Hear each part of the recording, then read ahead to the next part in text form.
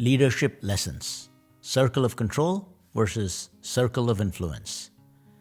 Last week, I visited Disney World and was fascinated yet again by the impact it continues to have on millions of people around the world.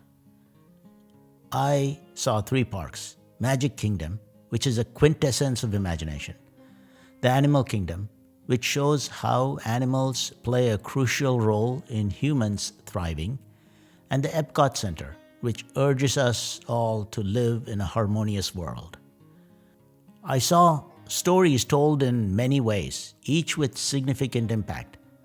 I did not think about the storyteller, the number of words used, how much it costs to produce, or how long it took to create them. I was immersed in the stories. Why does this matter?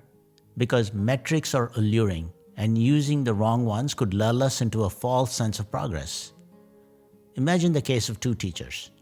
One teaches very few students, but those students become very productive members of society.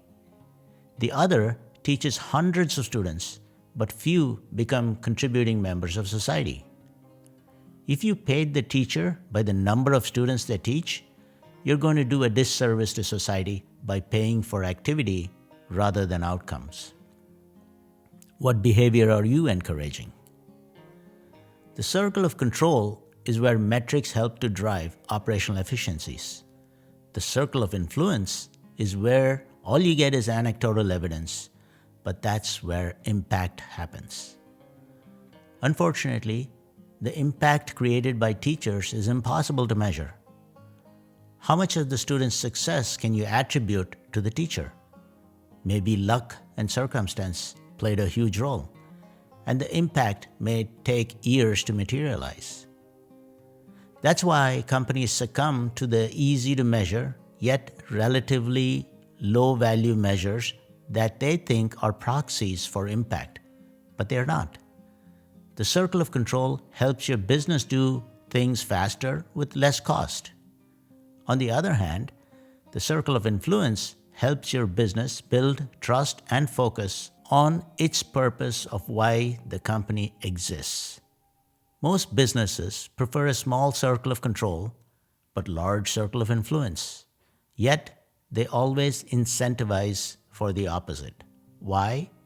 Because impact is hard to quantify. So what takes the place of metrics in the circle of influence? It's stories. The stories you share about your vision and the stories your customers share about you. Let's explore the circle of influence a little more. It isn't easy to quantify Disney's impact on the world. A Disney movie might have influenced some kid in a developing country to think big and uplift her entire community. The only numbers we can quantify are things like the number of people who visited a Disney park. But that's just their circle of control, not their circle of influence. Intuitively, we know, though, without looking at any of the metrics, that Disney contributes to the betterment of human society. Now imagine a world where Disney did not exist. That's hard for us to do because the future is limitless. But if you had asked that same question of Disney in the 1920s when the company started, it would be hard for anybody to think of the impact Disney would be making 100 years later. You may be working in such a company that is a 1920s version of Disney today with a bright future 100 years down the road. How would you share and talk about your vision and purpose?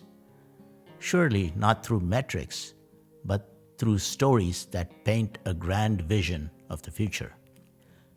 Metrics quantify the past. Stories paint the future. Stories create the future in your mind's eye. You're passionate about that vision. You must communicate that vision to others so it becomes a collective vision to achieve. That collaborative enterprise could be a company or a movement. Some may seek to impact one person. Others may seek to impact millions, and yet others somewhere in between. Whichever the case, stories are the vehicles that motivate people who believe in you.